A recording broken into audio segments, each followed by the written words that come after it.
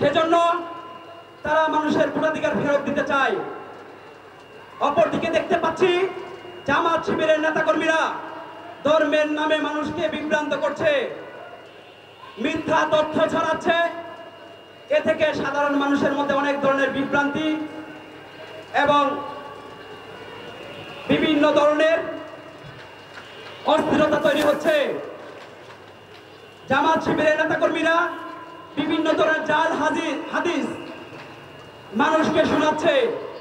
শাহজালাল শাহপরণের এই বাংলাদেশে আমাদের এই আপামর মুসলিম জনগণ এবং বাংলাদেশের আলেম ওলামারা কোনোভাবে এই জাল হাদিস মেনে নেব না, কোনোভাবে মেনে নেবে না। আমরা বাংলাদেশ জাতীয়তাবাদী ছাত্র দল তাদেরকে প্রতিহত করে আবার ঘরে ফিরবো ইনশাআল্লাহ। আমার ক্ষুদ্র জ্ঞানে আমি একজন মুসলিম পরিবারের সন্তান হিসেবে আমি যতটুকু জানি, আমার পরিবারের কাছ থেকে, আমার শিক্ষকদের কাছ থেকে আমি যতটুকু শিখেছি, সেটা হচ্ছে গণতন্ত্রের মাধ্যমে কখনোই ইসলাম প্রতিষ্ঠা হওয়া সম্ভব না। ইসলাম প্রতিষ্ঠা হওয়ার একটাই উপায়, সেটা হচ্ছে খেলাফত। আর তারা মন গড়া একটা হাদিস, জাল হাদিস বের করেছে, সেটা হচ্ছে গণতন্ত্রের মাধ্যমে তারা ইসলাম প্রতিষ্ঠা করবে। নাউজুবিল্লাহ। কুরআন হাদিসে কোথাও লেখা নেই। কুরআন হাদিসের বাইরে যারা কথা বলে, যারা ধর্ম ব্যবসা করে, তাদেরকে লাঠি পেটা করতে হবে। সংগ্রামী সাথী বন্ধুগণ, তাদের কিছু ফর্মুলা আপনাদেরকে বলে দিচ্ছি।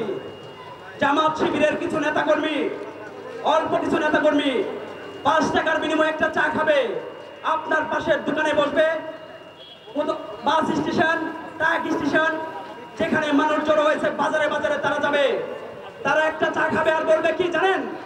তারা বলবে আওয়ামী লীগ দেখেছি, বিএনপি দেখেছি, এবার জামাতকে ভোট দেব। তাদেরকে লাঠি পেটা করবেন, পরিচয় নিয়ে দেখবেন সে জামাতের একজন নেতা। সংগ্রামী সাথী বন্ধুগণ, কিছু হলুদ সাংবাদিক বের হয়েছে। হলুদ সাংবাদিক, তাদের কাজ কি জানেন? তারা 50-60 জন, 100 জন জামাতের কর্মী, জামাত যারা সমর্থন করে, তাদেরকে বলবে আজকে একটা জরিপ চালাবো, আপনারা এই রোডে থাকবেন। তারা লাইভে যাবে, লাইভে যে তারা কি ধরনের জরিপ করে দেখেন। তাদেরকে, এই হলুদ সাংবাদিকদেরকে কে জরিপ করার অনুমতি দিয়েছে আমি জানতে চাই। তারা বলবে, বলেন তো আগামীতে আপনি কাকে সরকার হিসেবে দেখতে চান, আপনি কাকে ভোট দিতে চান? আরে বেটা, তোর কি কাজ জরিপ করা? জরিপ করার জন্য অনেক সংগঠন রয়েছে। এই সব হলুদ সাংবাদিকদেরকে খুঁজে খুঁজে বের করে তাদেরকে লাঠি পেটা করতে হবে। সংগ্রামী সাথী বন্ধুগণ, ইন্টারন্যাশনাল যে সব জরিপ রয়েছে, সেসব জরিপ থেকে আমরা শুনতে পাই সর্বোচ্চ গেলে জামাত শিবির 10 থেকে 15টা আসন পেলেও পেতে পারে।